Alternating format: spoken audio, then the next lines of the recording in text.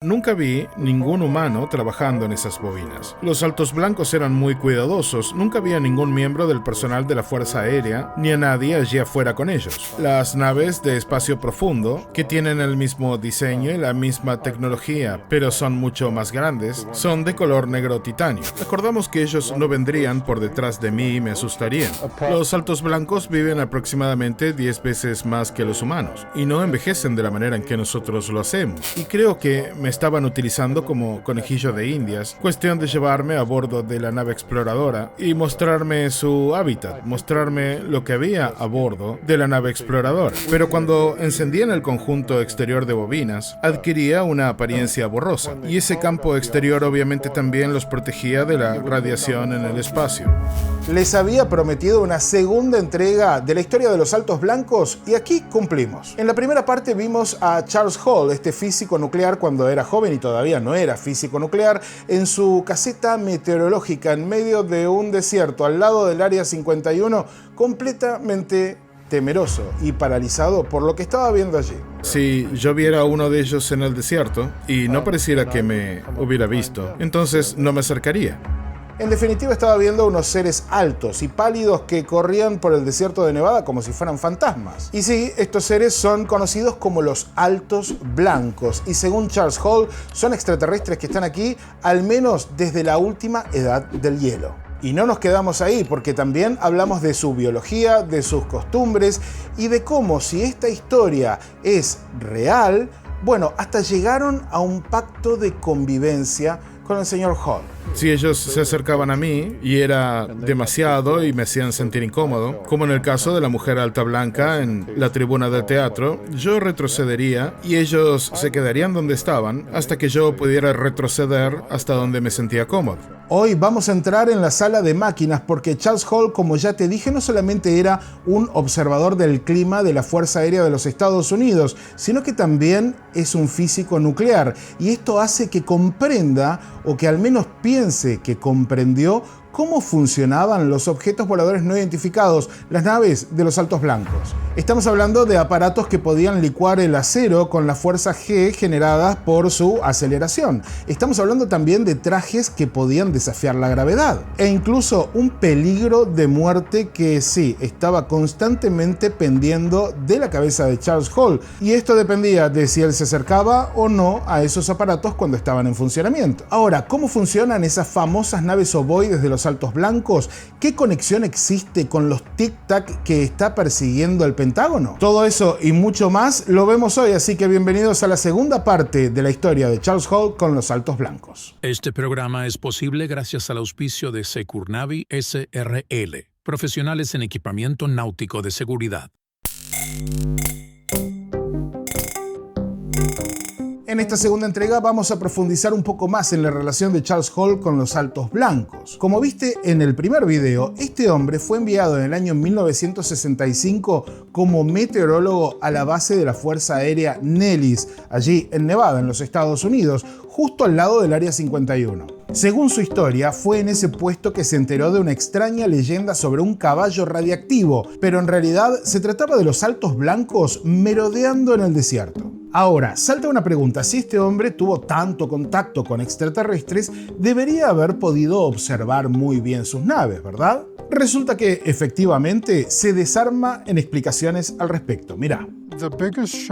El mayor impacto no fue que los extraterrestres estuvieran aquí en la Tierra y lo hubieran estado desde al menos la edad del hielo. El mayor impacto que sentí fue descubrir que Einstein estaba equivocado sobre la relatividad. Las naves en las que llegaron los saltos blancos y los grises de Roswell, podían superar fácilmente la velocidad de la luz por muchas veces. La tecnología de los saltos blancos era superior a la de los grises, pero los grises vienen de un planeta que está más cerca que el planeta del que vienen los saltos blancos, y los grises llegaron aquí primero. Así que yo diría que el 90% de las veces que ves una nave extraterrestre real es una de las naves de los grises, y aproximadamente el 10% de las veces es una de las naves de los saltos blancos. Y también los grises son mucho más numerosos.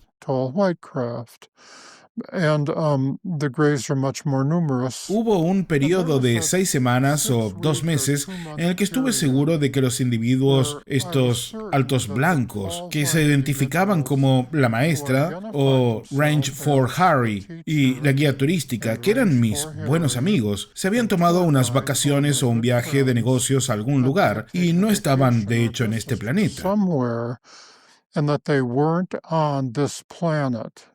Y que se habían ido a algún otro planeta habitado orbitando otra estrella. Una suposición razonable habría sido la estrella Arthur o una estrella cercana a Arthur. Y luego regresaron. Yo creía que habían estado en un viaje de negocios y vacaciones. Ahora, Arthur está a 36 años luz de distancia y la estrella más cercana, Alpha Centauri, está casi a 4 años luz. Es un grupo de 3 estrellas y para ir a cualquier parte y volver desde otra estrella, la nave en la que iban tendría que haber viajado bastante más rápido que la velocidad de la luz, como 44 veces o algo así como mínimo, solo para ir y volver en 2 meses. Y antes de seguir te digo que tengo planeado una tercera entrega de la historia de Charles Hall y los Altos Blancos, así que esto depende de vos, depende de cuántos likes dejes allí, que son totalmente gratuitos, que podamos hacer una tercera entrega porque todavía hay muchísimo material respecto a esta historia. Y si resulta que no viste el primer video, te lo dejo allí, linkeado en el primer comentario. Tengo una maestría en física nuclear y creo que descubrí cómo funcionaba su nave de espacio profundo, al menos en detalles generales. Y eso lo registré en un artículo científico que llamo Teoría del fotón de Hall. Y eso está incluido en el apéndice del libro 3, Hospitalidad Milenaria 3, El camino a casa. Su nave de exploración y la de espacio profundo tenían una construcción de doble casco. Y por ejemplo, en el caso de la nave exploradora, entre esos 2 cascos, tenían lo que parecían ser 1000 millas de bobinados de fibra óptica. Ellos construyeron la nave exploradora utilizando materiales que les proporcionó la Fuerza Aérea de los Estados Unidos. Y esas naves exploradoras claramente fueron construidas aquí, en este planeta.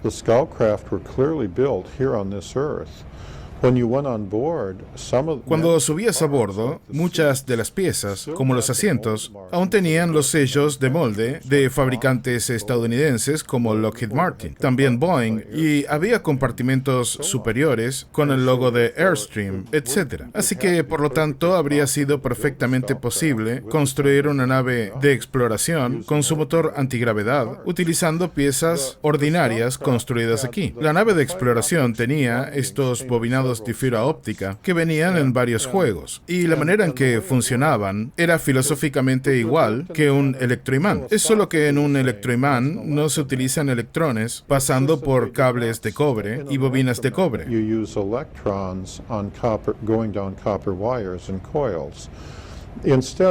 Ellos, en vez de electrones, utilizaron alguna otra partícula subatómica, y no estoy seguro de cuál era. Tengo entendido de que hay 3 partículas diferentes, o tal vez 5 diferentes, quizás bosones o esas partículas subatómicas, y luego las utilizan para emitir antigravedad. Los generadores de partículas parecían baterías, donde había una que creaba las partículas y las aceleraba hacia la fibra óptica, y luego esa fibra óptica amplificaba el campo de antigravedad de la misma manera en que un electroimán amplifica el campo eléctrico o el campo magnético.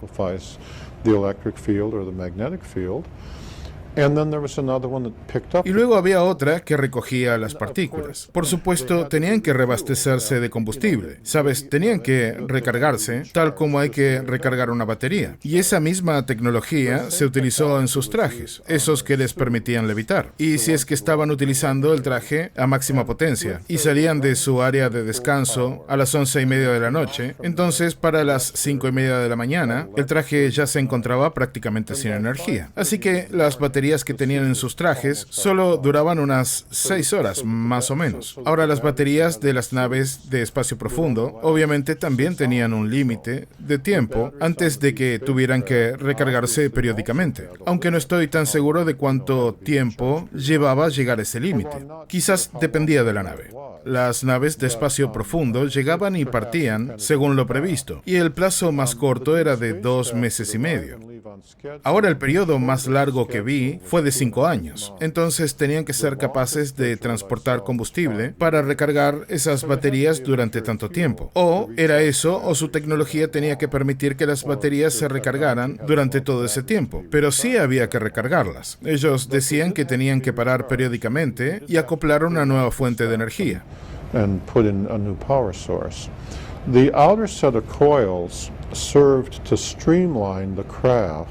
El conjunto exterior de bobinas servía para agilizar la nave, cuestión de que pudiera viajar dentro del espacio. Y cuando el conjunto exterior de bobinas se activaba, también las protegía de las fuerzas de aceleración y desaceleración. Como describí en mi segundo libro, era común ver la nave exploradora si estaba estacionada en el desierto a cierta distancia, quizás a unas 3 millas. Pero bueno, cuando estaba allí sin energía, se vería como un elipsoide blanco, con ventanas, y bueno, luciría como uno esperaba. Pero cuando encendían el conjunto exterior de bobinas, adquiría una apariencia borrosa. Y ese campo exterior obviamente también los protegía de la radiación en el espacio. Luego, cuando se elevaban sobre el desierto, teniendo las bobinas externas energizadas, eran capaces de lograr un rendimiento increíble. Era común ver a la nave exploradora acelerar de 0 a 8.000 millas por hora y viajar una distancia corta como de 7 o 10 millas, detenerse y aterrizar otra vez. Y tras esto apagaban las bobinas. Ahora la gente en el interior no se abrochaba a ningún cinturón, simplemente se sentaban en sillas como lo hacemos nosotros. Y esto es porque no sentían la fuerza de aceleración. Ahora, sin embargo, si no tenían las bobinas encendidas, si estaban acercando la nave exploradora demasiado, como si, por ejemplo, fueran a estacionarla al lado del Salón 3 del rango, entonces apagaban el conjunto exterior de bobinas mientras aún estuvieran a cierta distancia, porque el campo que salía de este conjunto exterior de bobinas se extendía a una gran distancia de la nave. Por supuesto, antes de apagar las bobinas, primero reducirían la velocidad a quizás 3 o 5 millas por hora,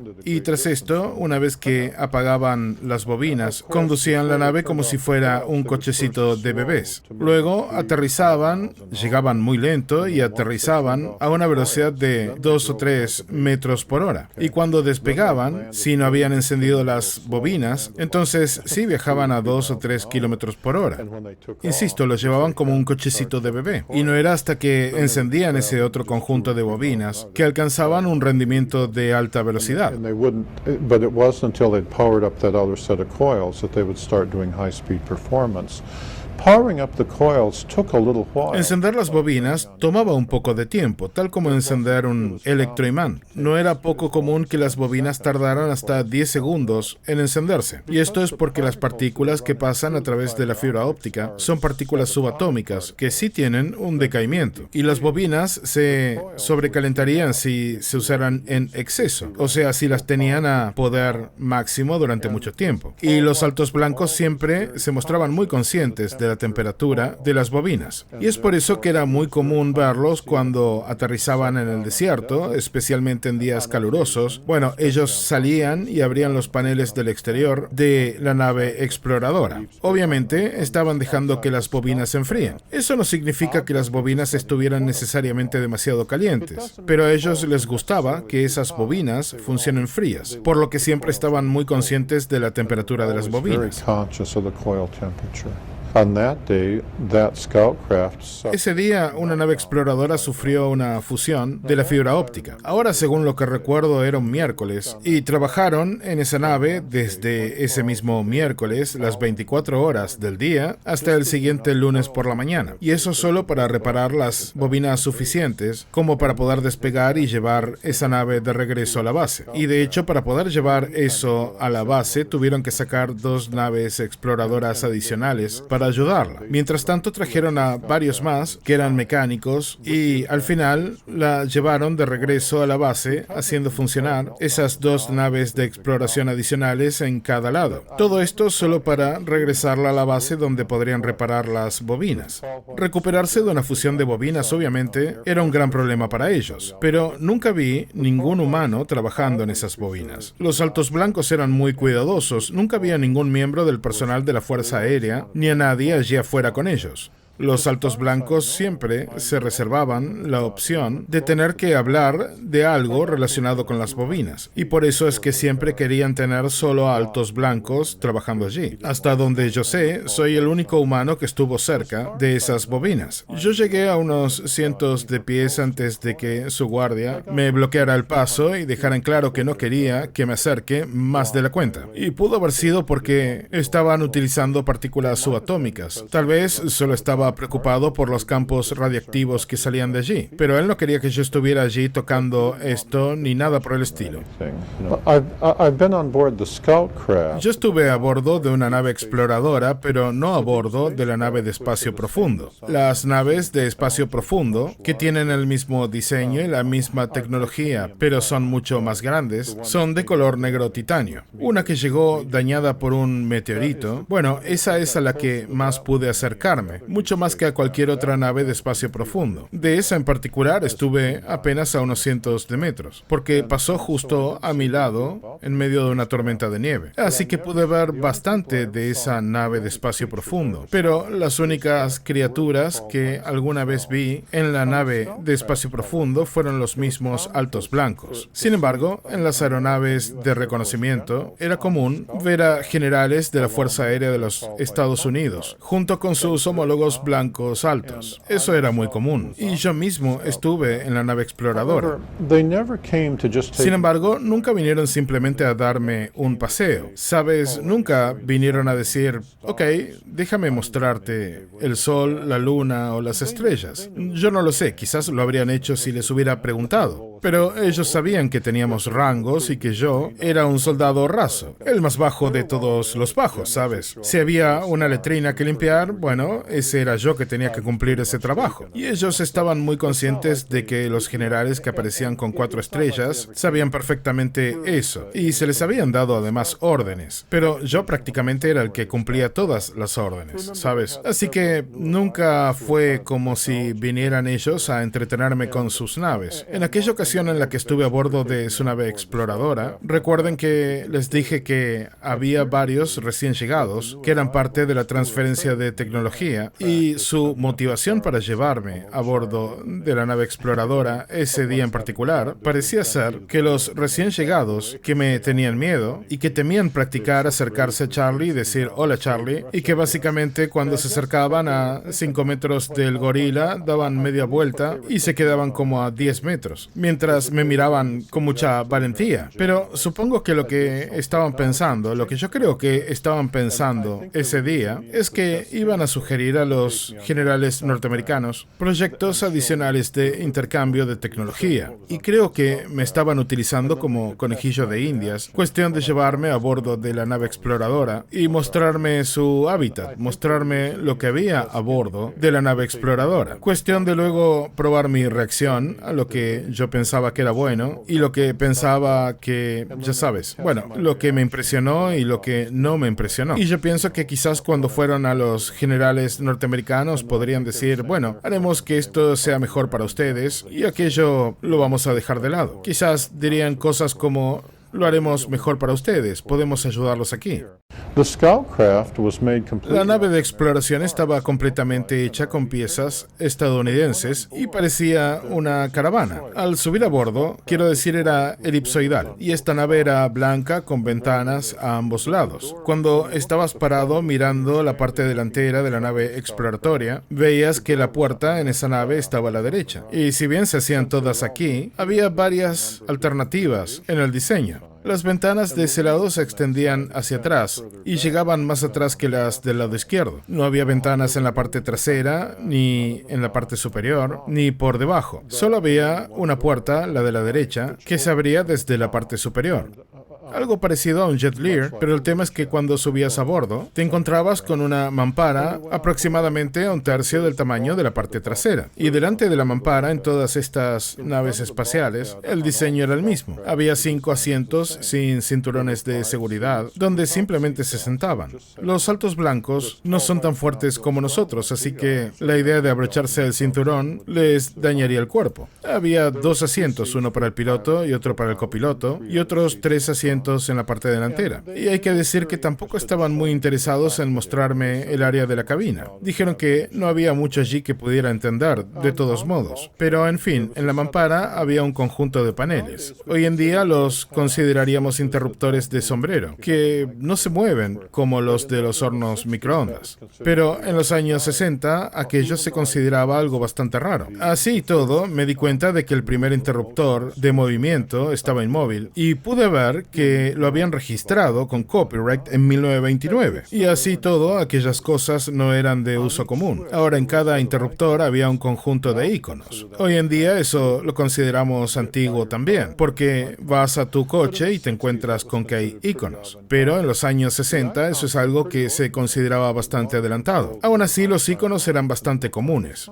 Uno controlaba las luces exteriores y parecía una estrella. Otro controlaba luces interiores y demás. Así que en términos de iconos no había, digamos que esos jeroglíficos en los interruptores no eran muy diferentes a, por ejemplo, los jeroglíficos de las pirámides egipcias o a los iconos que se ven hoy en un automóvil moderno. Ahora detrás de las mamparas había al menos tres o cuatro diseños diferentes, dependiendo del modelo de la nave de exploración que se estuviera mirando. En el modelo RB, que es en el que yo estaba aquel día, en la parte trasera estaba la letrina, como en cualquier autocaravana. En la izquierda tenían los asientos para comer, pero también tenían como unas hamacas para que duerman los chicos. Y además tenían unos compartimentos superiores y algunos espacios de almacenamiento en la parte trasera, aunque no había muchos. Ahora, en la mampara, en la parte delantera, había un espejo y algo así como una mesa de maquillaje. Y todo lucía bastante ordinario, normal. Y ese era el modelo de autocaravana.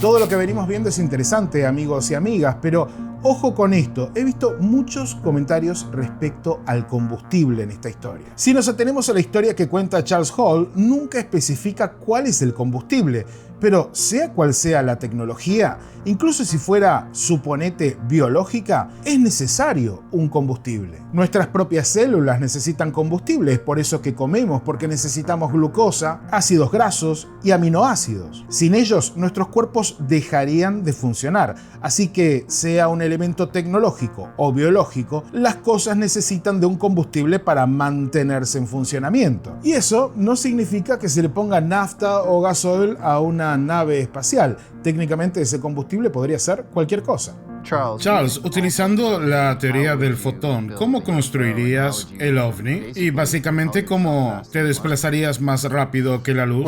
Bueno, les daré algunos principios generales basándome en lo que vi personalmente en el desierto. Lo primero es que el ovni debe ser un elipsoide liso, como un huevo o un tic-tac, porque el primer principio para diseñar los diferentes campos de fuerza es que no puede haber ninguna turbulencia. Because the first principle of designing the different force fields and so on is there cannot be any turbulence.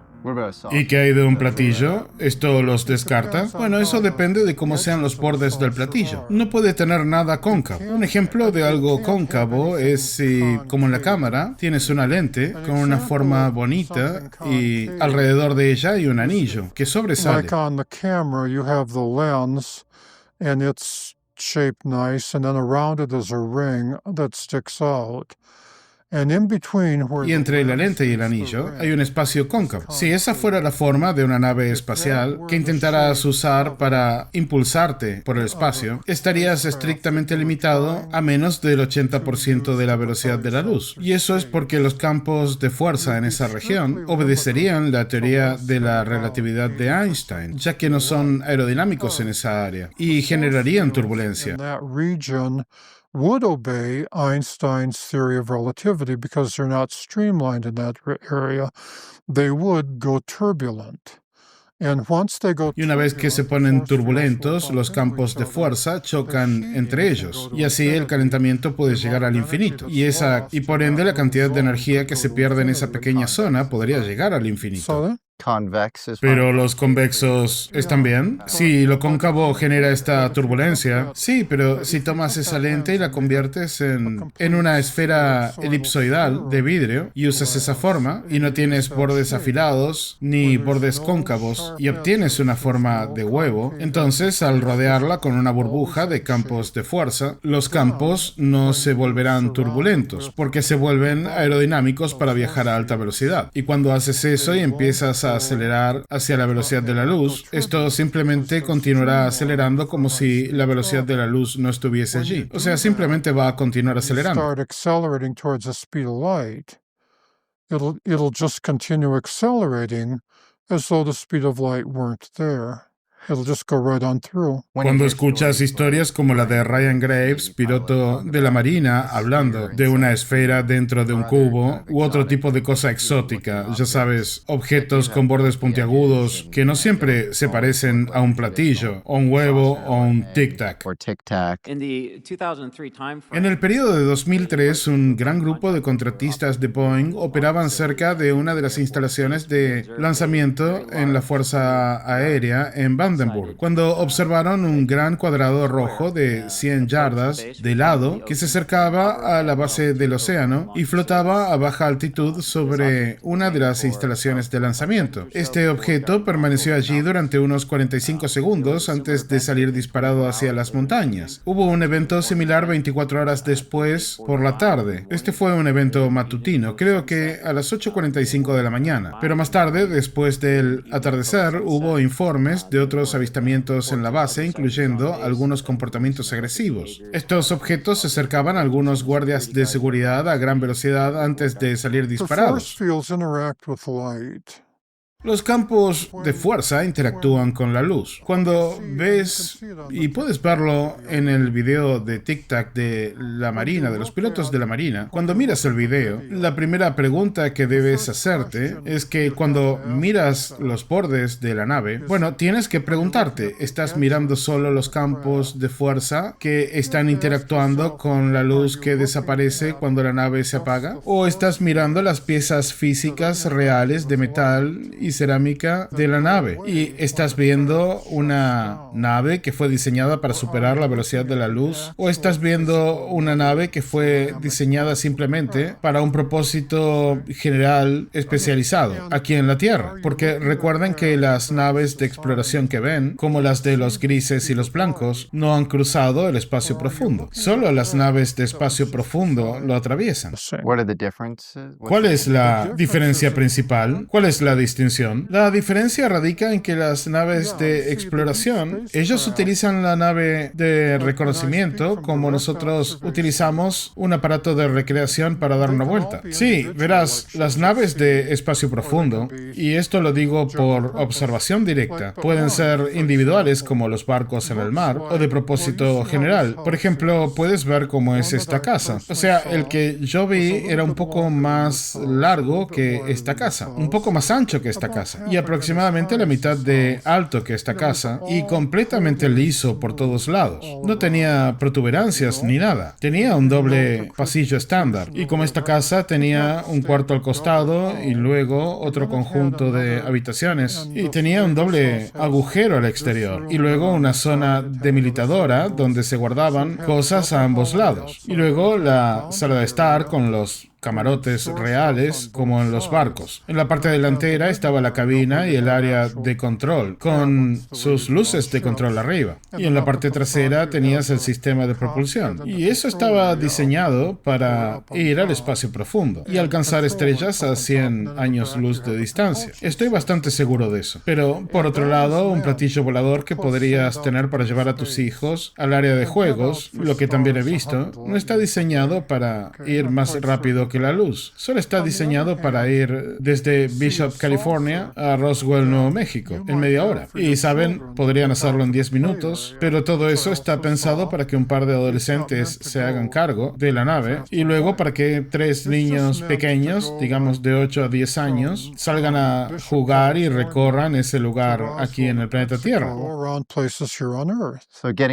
Bueno, pero volviendo a la construcción, sí, bueno, pero se construye para el espacio profundo. Y bueno, puede ser que tengas una bola dentro y algo afuera, como un cubo. Y te preguntarás, ¿esto es realmente solo una nave? ¿O es que la bola central es la nave real y el exterior es algo así como un coche que remolca todo? Lo primero que tienes que preguntarte es quiénes son y para qué pretendían usar esa nave. Porque no es que vienen aquí en una nave, sino que las construyen mientras están aquí. Ahora los noruegos con 24 dientes solo son capaces de reparar sus naves cuando llegan aquí. Al menos eso en 1965. Y una de las cosas que querían poder hacer era colaborar con el gobierno norteamericano y construir naves aquí. Y eso es lo que ves. Así que siempre que ves una nave, ya sea algo de espacio profundo o una de exploración o lo que sea, tienes que preguntarte para qué sirve. Si realmente esperas alcanzar velocidades altas como la nave de exploración que tenía el Alto Blanco, que era elipsoidal. Una vez le pregunté personalmente a Rangeford Harry si esa nave podía superar la velocidad de la luz. Él era un tipo muy amable, éramos como hermanos, y fue muy inflexible con la respuesta. Dijo que podría, pero nadie, y voy a usar mis palabras, pero nadie en su sano juicio llevaría ese aparato tan rápido. Porque una vez que llegaste al 1% de la velocidad de la luz, cubrías las distancias tan rápido que, en sus palabras, si algo llegaba a salir mal, tus amigos no podrían encontrar. Y él pensaba que quizás no estaba muy bien construida. Y me explicó que para repararla tenían que dejar la nave en algún lugar, como en el desierto, y salir y abrirla para poder repararla. Pero que en el caso de la verdadera nave de espacio profundo se podía reparar todo desde adentro. Así que lo primero que él dijo es que él pensaba que una nave espacial de espacio profundo debía tener, además de un casco doble y bobinados de algo así como una fibra óptica entre ambos cascos para transportar partículas subatómicas que generarían los campos de fuerza con los que se estaba trabajando. Bueno, él pensaba que se debía tener acceso desde el interior de la nave para repararlos, porque tenían que tener cuidado de que todo esto no sobrecaliente. Si se sobrecalentaban, el diseño debía cambiar. O sea, se debía poder reparar eso desde adentro. De hecho, si tenían problemas, debían tener balizas de emergencia que se aplicarían a los campos de fuerza que viajan más rápido que la luz para pedir ayuda. Porque esos tipos de campos de fuerza que se usan en el diseño, bueno, eso puedes verlo en el video del Tic Tac. Bueno, si se van a controlar rayos infrarrojos que viajan a la velocidad de la luz, entonces vas a querer utilizar un campo de fuerza que en sí mismo esté viajando más rápido que la velocidad de la luz. De lo contrario, no se pueden capturar ni controlar. Como viste, Charles Hall describe las naves de exploración de los Altos Blancos como objetos oblongos, blancuzcos, con forma de pastilla. ¿Qué aspecto tienen estas naves? Como tic-tacs, como pastillas tic-tac. Sí, como huevos blancos. Tenían forma de huevo. ¿Son del tipo que vio David Fravor en 2004, El avistamiento del Nimitz? ¿O eran como el huevo de Socorro, Nuevo México, en el 64? ¿O ambas formas? When I first saw them, Cuando las vi por primera vez, me recordaron más a una versión grande de la locomotora de un tren de pasajeros, solo que con todo redondeado como un huevo. No había bordes afilados ni protuberancias puntiagudas, solo un fuselaje liso y redondo. Era elipsoidal. Sin embargo, lo más interesante reside en la explicación física. Según Hall, estos seres dominan el campo gravitatorio. No vuelan a través del aire, sino que crean una burbuja envolvente con gravedad propia. Algo de lo que hablamos con Luis Elizondo. La manera en la que ellos experimentan espacio y tiempo dentro de la burbuja es fundamentalmente diferente de la manera en que nosotros lo hacemos. Y eso quiere decir que si estás dentro de la burbuja, mirando hacia afuera, vas a ver que todos nosotros estamos caminando en cámara lenta. Lo que quiere decir que si estás fuera de la burbuja y mirando hacia la burbuja, verás esto que se mueve rápidamente y de forma errática. Y las dos cosas son básicamente reales. Eso no se está moviendo rápido y de manera errática, pero es por nuestra manera en que experimentamos el espacio y el tiempo que lo vemos así. Y nosotros para ellos nos movemos en cámara lenta porque su espacio-tiempo es un poco diferente. está expandido. Así que esa dualidad coexiste y lo vemos en el mundo cuántico todo el tiempo. Y también lo vemos en el mundo grande, macro. Allí lo escuchabas, Elizondo, y entiendo si no te alcanza únicamente con sus declaraciones. Por eso voy a traer a Jack Sarfati al juego. Mirá lo que contaba este físico teórico en el podcast de Tim Ventura. Hay cierta evidencia de que podrías manipular la burbuja de warp de tal manera en que termine actuando como una especie de barrera antigravedad, de modo que si intentas dispararle un misil a este objeto, el misil no puede alcanzarlo. Y de varias fuentes militares independientes se desprende cierta evidencia anecdótica de que han intentado realmente derribar estas cosas, y los misiles rebotaron y no pudieron conseguirlo. Así que bueno, eso es algo que quiero separar particularmente. Quiero separar esa aplicación de la ingeniería física métrica, que va más allá de la propulsión. Esto es algo separado, ya sabes, la barrera de fuerza es algo que está separado por más que esté conectado, pero está separado del aspecto de la propulsión. Bueno, pero desde el aspecto de la propulsión, creo que probablemente el mayor obstáculo para una persona es llegar a esta idea de que no estás empujando hacia adelante o atrás, como un cohete, sino que realmente estás cambiando la métrica del espacio-tiempo y estás cayendo en el espacio-tiempo, ¿verdad? Por lo tanto, no tendrás fuerzas G dentro del vehículo. Exactamente. Sí, y esa es la brecha. Esa es una brecha que en este momento la mayor parte de la gente no puede cruzar. Y me refiero especialmente a los ingenieros de cohetes, incluso tipos como Elon Musk. Si Elon Musk entendiese lo que estoy tratando de explicarle, él detendría toda esta inversión en cohetes y comenzaría a poner su dinero en esto.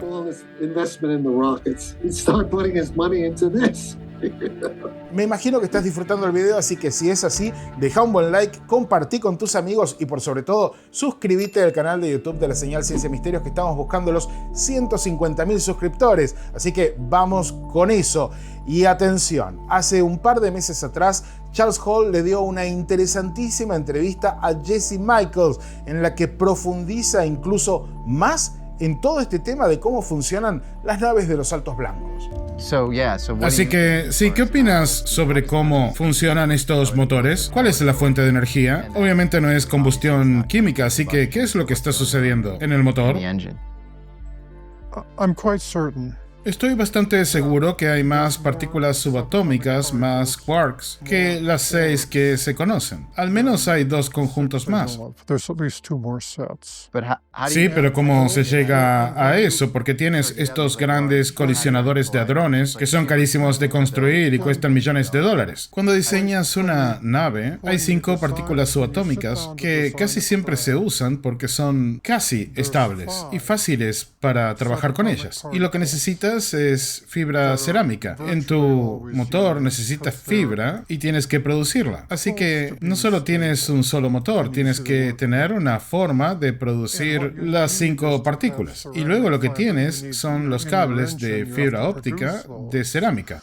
Ceramic fiber optics are 49.6% aluminum. La fibra óptica de cerámica está compuesta en un 49.6% de aluminio y un 50.2% de dióxido de silicio, que es lo mismo que las rocas. Y el resto es el semiconductor germanio, selenio, etc., que se usa para recubrir esas fibras y crear fibra óptica. Y luego se enrollan en bobinas. Y así, ya sea que enciendas o no esas bobinas, así es como controlas y propulsas tu nave. ¿Y cómo diseñas el trabajo de esos 5? Bueno, depende de lo que quieras hacer con tu nave. There's 2 more types of. Hay otros 2 tipos de partículas subatómicas en esa familia que son más inestables y solo se usan ocasionalmente, pero no para naves en las que puedas tener hijos o una familia, porque todos los extraterrestres viajan en familia. Estos solo se encontrarían en naves militares. Y luego hay 2 más, y hasta ahora hemos hablado de un total de 9, que son tan inestables que nunca usarías esas partículas al diseñar tu nave. Solo las usarías si estuvieras diseñando un arma militar. And when you say Y cuando dices número 5 y número 7, eso es como que te hace sonar una campana, ¿verdad? Porque nos contaron que cuando Ike Eisenhower fue presidente, hubo un día que, según informan públicamente, tanto en programas de televisión como la prensa estadounidense, bueno, hubo un día en algún lugar, y los británicos dijeron que fue en Edwards, otros dicen que fue en Alamogordo, pero dicen que fue un día en algún lugar donde lo llevaron y donde supuestamente estaba jugando al golf en Palm Springs, y de allí lo llevaron a Edwards, sin cámaras, sin prensa, y apoyadas en la pista de aterrizaje de Edwards, había 5 naves espaciales con unos extraterrestres en ellas, y se las mostraron a Ike Eisenhower.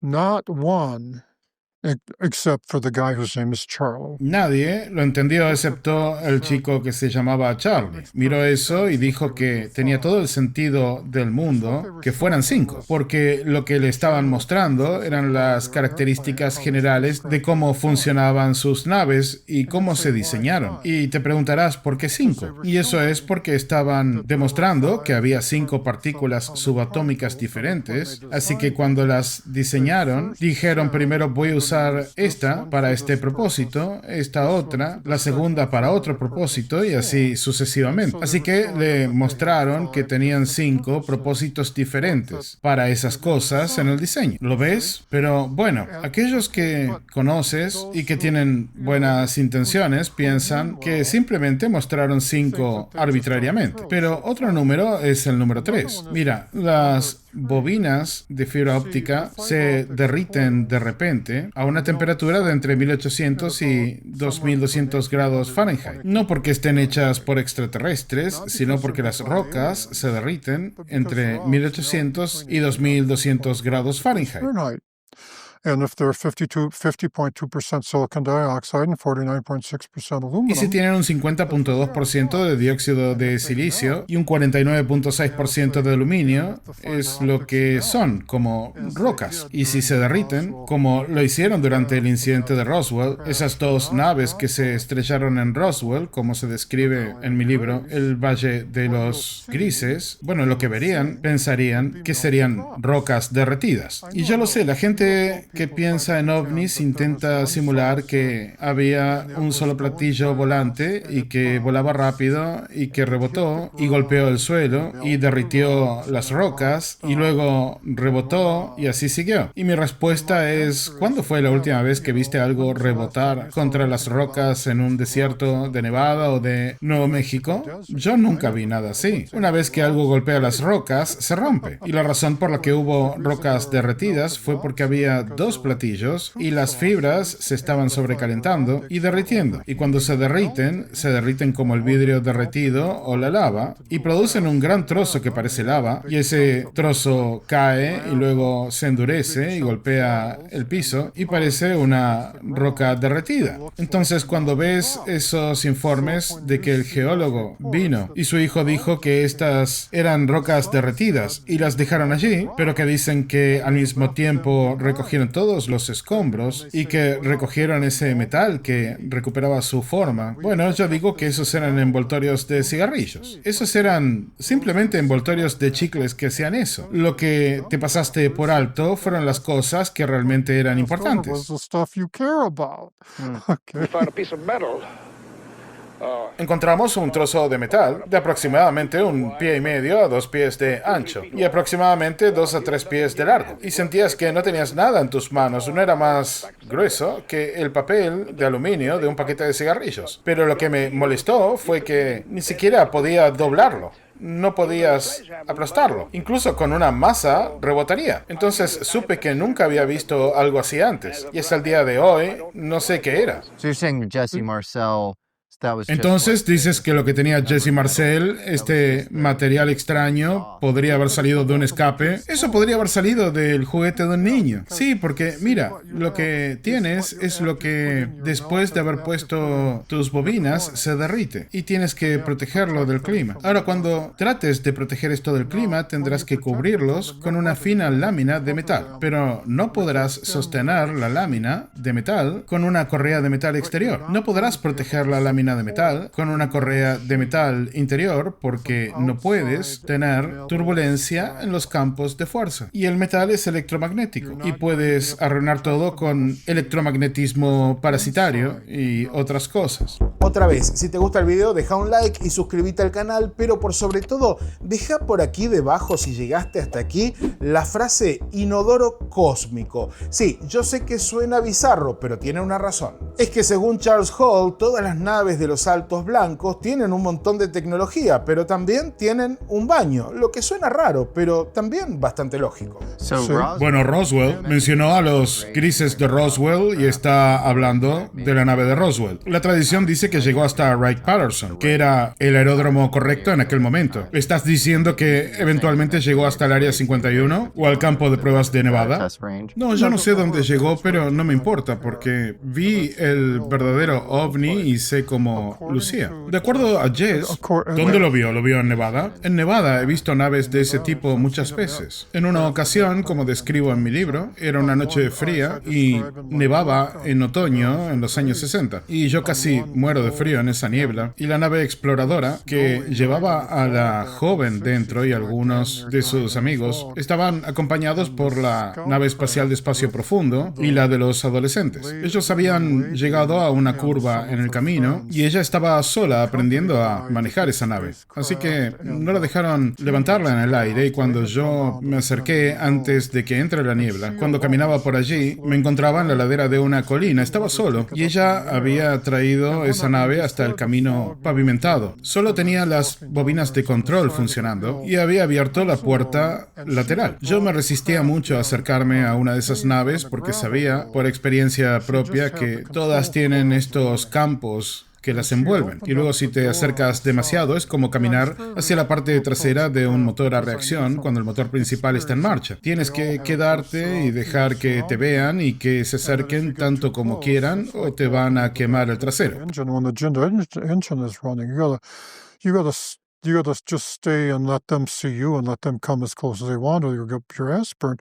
So I was, but she had powered down the outer coils. Pero bueno, ella no, porque había apagado las bobinas externas. Así que desde su punto de vista no había nada que me impidiera simplemente caminar la distancia que nos separaba y subir a la nave y decir hola. Y poder encontrarme así también con los otros que estaban en la nave. Yo no me di cuenta en aquel momento que el adolescente, que era el piloto de respaldo, él era un joven gris. Él lucía como alguien venido de Mongolia. Pero los otros tres, ella y los otros tres, eran en realidad humanos. Personas chinas muy jóvenes que los grises habían rescatado. No secuestrado, sino que habían quedado huérfanos y los grises los habían rescatado. Y todo el punto era que estaban intentando devolverlos a la sociedad humana. Pero primero debes encontrar un humano en el que ellos confíen, incluidos los niños. Y el ser humano tiene que ser alguien que confíe en ellos. Who everybody trusts, including the children, and the human has to be somebody who trusts them in return. And the human, they had figured that Y el humano que me di cuenta que habían elegido tenía como apellido Hall y como nombre Charlie. Y usted se preguntará, bueno, ¿por qué no me lo dijeron? Y ellos me dijeron, bueno, por eso lo elegimos, porque iba a entender si le dábamos suficiente tiempo. ¿Para qué decírselo antes y asustarlo? Lo elegimos porque puede con el razonamiento convergente-divergente y lo resolverá. Y eso era lo que estaban haciendo, esperando que yo llegue. Y lo que tenían era la misma nave de las que se estrellaron en Roswell. Lo que tenían era exactamente la misma nave y en la parte de atrás de esa nave what they had was the very same craft. And in the back of that craft, Do you think we know how to ¿Usted fly piensa these que things? sabemos cómo volar esas naves ahora? ¿Piensa que los humanos sabemos cómo volarlos? Terminaré esta frase y lo responderé. En la parte trasera de esa nave había un baño. En el fondo, todas estas personas son entidades biológicas físicas. Todos tienen que comer, todos tienen que respirar aire, beber y todos tienen que ir periódicamente al baño. Y es por eso que cada nave en la parte de atrás tiene un baño. every craft in the back has a bathroom, you see? And therefore, when you say, like the crash at Kingman, Mhm. Por eso, cuando repasas algo como el accidente en Kingman, la joven que sobrevivió allí dijo al sheriff que después de que ella salió, estaban esperando ayuda. ¿Y qué hizo ella? En sus propias palabras, dijo que ella regresó a la nave y se quedó en la parte de atrás. Y la gente de los ovnis dice que debe ser un santuario donde ella estaba rezando. Y por supuesto, creo que eso es realmente ridículo porque después de haber visto la nave, no hay ningún santuario allí, lo que hay es un baño. Y también allí tienen un almacenamiento de comida. Entonces, la nave se estrella y ella tiene que esperar un rato. Entonces, como cualquier otra entidad biológica, va a recurrir al baño. Ya ves, no hay razón para recurrir a los paneles de control porque la nave ya no está funcionando, porque se estrellaron. Pero los investigadores ovnis tienen esta cosa. Bueno, hubo un tiempo en el que decían que en todas estas naves debe haber un santuario en la parte trasera, a donde iban a rezar. Y yo les decía, no, he visto la nave y es un baño. Y tengo todo tipo de historias en ese sentido. Entonces, cuando digo que mi ventaja es que he estado allí y lo he visto, entonces, bueno, digo que los restos que estaban en el hangar de Roswell, los que fueron recuperados de Roswell, cuando dices, ¿cómo era eso? Bueno, esos restos tenían el baño al otro lado. Y eso significa que la parte que se introdujo dentro de la nave fue la que rompió el almacenamiento de alimentos. Entonces, cuando investigaron entre los escombros, yo supongo que encontrarías al otro lado lo que quedaba del baño, que podría no ser mucho. Pero, ¿cuál era la pregunta que querías hacerme? What remained of the restroom, which might not be very much. Okay, but now in answer to what was your question that you wanted me to answer? Sí, bueno, usted habló de unos ocupantes chinos en esta nave. ¿Cree que los humanos pueden volar estas exóticas naves extraterrestres? Es como cualquier otra cosa, si están entrenados, es como si tú tuvieras la oportunidad de aprender. Si tienen un entrenador, sí, pero no es algo que uno pueda hacer de manera natural, por la misma razón que un avión Cessna, que me dicen que es un avión bastante sencillo de volar, y que de hecho he volado uno como copiloto durante unos 45 minutos, pero no solo. Yo estaba con un piloto entrenado. Yo estaba en el asiento del copiloto y el piloto entrenado estaba en el asiento del piloto. Y era una noche agradable y todo lo que estaba haciendo era volar recto y nivelado y decir que no iba a mover nada en el tablero. And it was a nice night and all I was doing was flying straight and level and saying, yeah, I'm not moving anything. Okay, if you call that flying. Well... Ahora, el entrenamiento involucra una conexión mente-materia. Hay rumores de que no hay paneles de control. ¿Te conectas de alguna manera psíquicamente con la nave? No haces nada psíquicamente, todo es electrónica. La electrónica está ajustada para entender lo que piensas y por lo tanto reacciona porque estás pensando o, por el contrario, no funciona en lo absoluto. Pero no es la persona que tenga que cambiar su forma de pensar. Es la persona la que ajusta los medios electrónicos porque es único para cada humano. Charles Hall también habla de su relación con los saltos blancos, una relación que era, sí, cotidiana. De hecho, da muchísimos detalles y uno puede creerle o no creerle, pero no podemos negar que es interesante.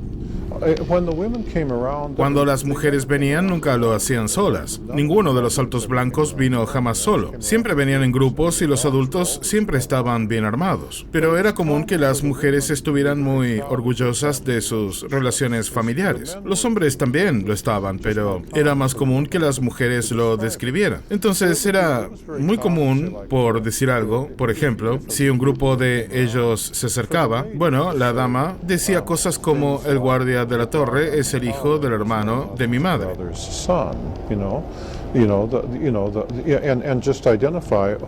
Ya sabes, ellas simplemente identificaban quiénes eran todos sus amigos y parientes y aclaraban con quiénes estaban relacionados y con quiénes no. Lo dejaban mucho más en claro que lo que haría un humano. De hecho, parecían hacer algo más que simplemente viajar en grupos familiares. En realidad parecían mantener una red de relaciones familiares. The tall whites live Los altos blancos viven aproximadamente 10 veces más que los humanos y no envejecen de la manera en que nosotros lo hacemos. Durante la mayor parte de su vida adulta tienen aproximadamente nuestra altura, 1,70 m, 1,80 m, 1,90 m. Pero cuando alcanzan un equivalente a la edad de un humano de unos 39 o 40 años, lo que para ellos es quizás unos 400 años, entonces ellos comienzan a crecer de nuevo. 400 years old. Then they start growing again. And Y en vez de envejecer como lo hacemos nosotros, a medida que se hacen más viejos, pasan por varios periodos más de crecimiento. Esto no es necesariamente bueno para ellos porque solo crecen sus huesos y músculos, y sus órganos internos no crecen en proporción. Así muy rápidamente se vuelven más altos y alcanzan los 2 metros 10 de altura, pero sus órganos no son capaces de sostener su cuerpo. Así que a medida que se hacen más altos, se hacen más frágiles. Y eventualmente, cuando llegan a los 600 o 700 años, entran en una fase de crecimiento en la que comienzan a estirarse nuevamente y sus órganos ya no pueden soportarlo, por lo que allí en ese momento mueren. Usualmente cuando llegan a medir 2 metros ya son frágiles. And usually aliens that tall are... Por eso, usualmente, los alienígenas de esa altura suelen ir acompañados de adultos más jóvenes para ayudarlos. De hecho, vivir más tiempo también tiene algunas desventajas. Por un lado, sus cuerpos no se curan tan rápido como los nuestros. Se pueden romper una pierna y son muy frágiles, así que se rompen fácilmente. Y esto puede llevar a sus huesos unos 5 años terrestres para sanar completamente. Mientras, como sabes, una persona joven, como cuando yo fui joven, me rompí una pierna y pude curarme en unas pocas semanas más o menos. No soy un médico, pero me curo mucho más rápido que ellos. Ahora los cortes y rasguños, por ejemplo, y doy como ejemplo cuando era joven, una vez estaba en el campo de tiro y de pronto me rasqué de una manera muy común por la mañana. Eso me generó una raspadura que ya se había curado bastante para la tarde y al otro día ya me había olvidado del tema. Pero al otro día un grupo de altos blancos se acercó con el blanco alto más experimentado y también con algunos jóvenes recién llegados, y se mostraron muy sorprendidos de que mi cuerpo ya se hubiera curado, porque para ellos habría tomado varias semanas.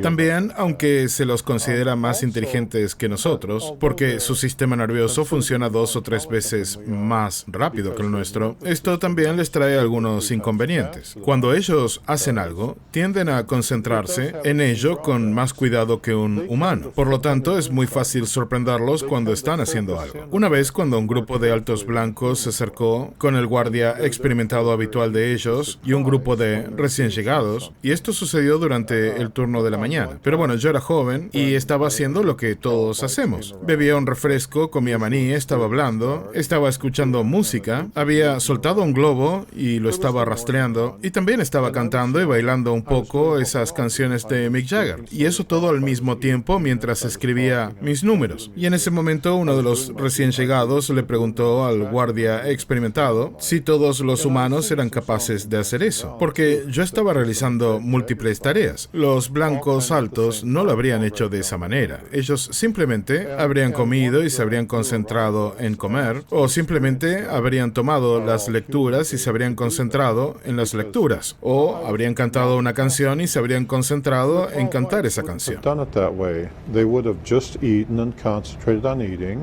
Or they would have just taken the readings and concentrated on the readings, or sang their song and concentrated on singing their song. Por eso, ellos apreciaron, como lo hice yo, uno de los primeros acuerdos que negocié con ellos. Acordamos que ellos no vendrían por detrás de mí y me asustarían, porque podrían hacerlo muy fácilmente. Y yo tampoco me acercaría a ellos para asustarlos. Verás, si yo viera a uno de ellos en el desierto y no pareciera que me hubiera visto, entonces no me acercaría. Yo simplemente me quedaba donde estaba y cantaba. Hacía un sonido o cantaba una de mis canciones, como esa canción de Ricky Nelson, esa que dice, depende de ti porque yo ya hice todo, ¿sabes? Y hacía eso hasta que estaba seguro que me habían visto. Y entonces yo tampoco me iba a acercar, simplemente me quedaría donde estaba. Pero si ellos decidían acercarse a mí, podrían decidir aproximarse tanto como quisieran hasta que ya no se sintieran cómodos. Una tropa experimentada podría acercarse a unos 4 o 5 metros, pero un recién llegado podría quedarse atrás medio kilómetro, porque variaba dependiendo de con quién estuvieras hablando. Por otro lado, si decidían alejarse o huir, yo no los iba a perseguir, ¿sabes? Yo me quedaría donde estaba y ellos podrían irse. Básicamente podían venir e irse cuando quisieran. Ahora, lo contrario también era real. Si ellos se acercaban a mí y era demasiado y me hacían sentir incómodo, como en el caso de la mujer alta blanca en la tribuna del teatro, yo retrocedería y ellos se quedarían donde estaban hasta que yo pudiera retroceder hasta donde me sentía cómodo. Así que para poder comenzar a hablar, primero llegábamos a una distancia en la que ambos nos sintiéramos cómodos. Ya ves, yo siempre me manejé así y si sentía que era demasiado incómodo, si sentía que tenía que irme, ellos no me iban a perseguir. Y yo sentí que eso era muy importante, cuestión de poder lidiar con los saltos blancos, porque eso nos permitió a mí y al individuo alto blanco, con cualquiera que sea que estuviera lidiando, a llegar a una distancia en común en la que estábamos dispuestos a hablar entre nosotros. En el caso de algunos como la profesora o Range for Harry, eso podría ser tan cerca como 3 metros, pero en el caso de otros como ese general alto blanco, bueno, yo no lo quería cerca ni a un cuarto de milla, ¿sabes? Y bueno, sí, ese fue un acuerdo realmente importante al que llegamos. Y si yo viera hoy en día a uno de ellos en el desierto o en el valle de Indian Springs o en la ciudad de Indian Springs, seguiría manejándome con el mismo acuerdo. La historia de los saltos blancos tiene muchísimos detalles que ni siquiera comencé a tocar en estos 2 videos de la serie. Así que si te gusta este tipo de historias y sobre todo lo que cuenta Charles Hall, bueno, dale un poco de amor a esta emisión, deja algunos likes, compartila para que yo esté seguro de hacer esa tercera entrega. Que sí, de a poquito también la estoy preparando. Entiendo que es una historia desafiante, que por momentos puede parecer ciencia ficción. Sin embargo, lo bueno que tiene es que al menos tenemos una persona que da la cara, dice lo que le sucedió y podemos verificar, porque de hecho está verificado, que trabajaba en los años 60 en la base Nellis como controlador del clima para la Fuerza Aérea de los Estados Unidos. Lo que sí te puedo contar es que he estado hablando por privado con Hall en las últimas semanas y parece un hombre sincero, abierto y dispuesto, sobre todo a contar sus historias. Al fin y al cabo, y al final del día, un tipo sencillo con una historia extraordinaria. Algo que hemos visto muchas veces aquí, en La Señal. Espero que te haya gustado este video, espero que lo compartas y que te suscribas al canal porque la verdad es que nos viene muy bien para alcanzar esos 150.000 suscriptores y sobre todo para hacer la tercera parte. Te recuerdo que te dejo pineado en el primer comentario el primer video de esta saga para que vayas a ver todas las otras explicaciones que dio, donde habló de la biología de estos saltos blancos, desde cuándo él piensa que han llegado a nuestro planeta, que de hecho él supone que esto sucedió durante la última glaciación o era del hielo, así que se pone tremendamente interesante y vale la pena que vayas a verlo. Por lo pronto vamos redondeando este video y te recuerdo la palabra clave o la frase clave. Sí, estamos hablando del inodoro cósmico. Déjalo por allí en los comentarios con tu opinión respecto a la historia de Charles Hall, que insisto, es desafiante, es extraña, puede sonar a ciencia ficción, pero al fin y al cabo es la experiencia de un hombre que, en pocas palabras, nos está contando lo que él dice que vio. Y al menos deberíamos prestarle atención y tratar de entender qué es lo que está pasando aquí. Mi nombre es Fernando Silva Hildebrand. Espero que te haya gustado esta emisión de La Señal Light. Nos vemos en la semana con directos, con grabados. Creo que este es el primer video del año, así que por las dudas te estoy diciendo ¡Feliz Año Nuevo! Y si no es el primer video del año, bueno, le anda muy cerquita. Así que estamos comenzando 2026 con mucho material en La Señal. Se vienen cosas interesantísimas, así que quédate muy conectado al canal. Mi nombre es Fernando Silva Hildebrand. Insisto, espero que te haya gustado el video y si es así, déjalo en los comentarios. Larga vida y prosperidad. Ahora YouTube te va a dejar aquí algunos videos recomendados que, como siempre digo, no los elijo yo, pero están ahí para ser vistos. Así que seguí disfrutando de La Señal. Nos vemos. Chao, chao.